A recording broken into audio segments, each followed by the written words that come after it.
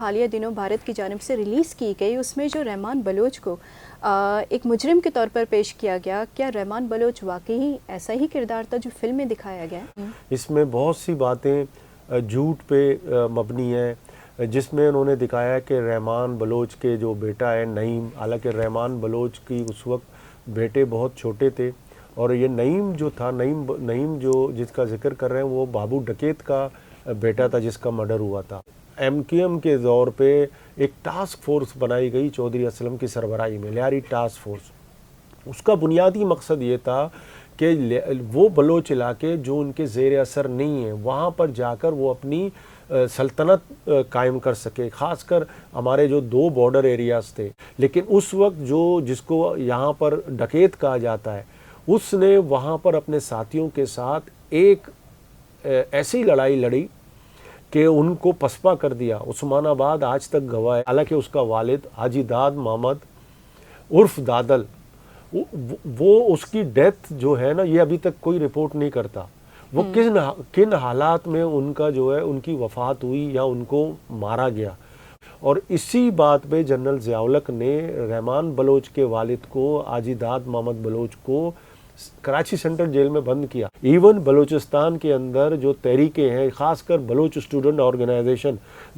جس کے ذریعے لوگوں نے تربیت حاصل کی، جو سیاست میں گئے لوگ، وہ لیاری میں بنی ہیں۔ نہ صرف میزنجو صاحب، سردار عطا اللہ مینگل صاحب، خیر بخش مری صاحب، مولانا بھاشانی، پارٹیشن سے پہلے، پاکستان بننے سے پہلے وہ ریشمی رومال تحریک کا مرکز تھا۔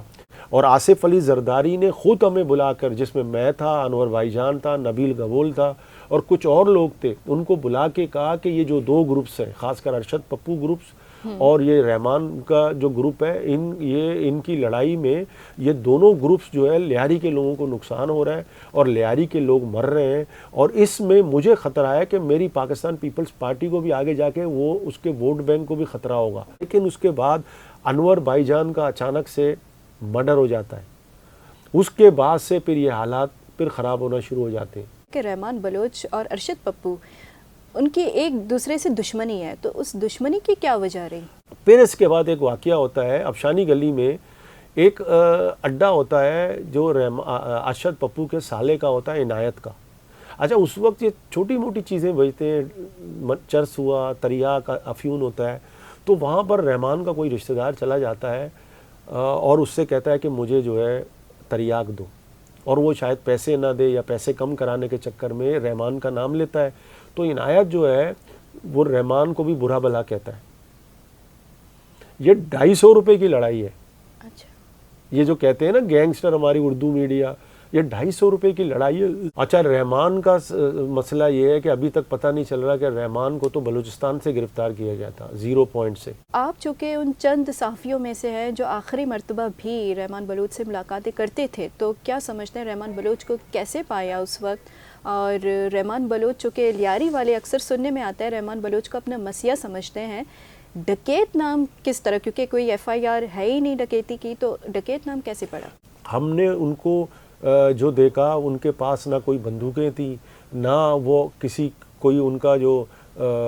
گینگسٹر ہوتا تھا اس ملاقاتوں میں ہوتا تھا۔ ہم جب بھی کسی جگہ شادی بیاہ میں یا کسی فوتگی ہوتی تھی، وہاں ملاقات ہوتی تھی، تو ہم نے ان کو ایک اچھا بندہ سمجھا اور اچھی وہ سوچ رکھنے والا تھا۔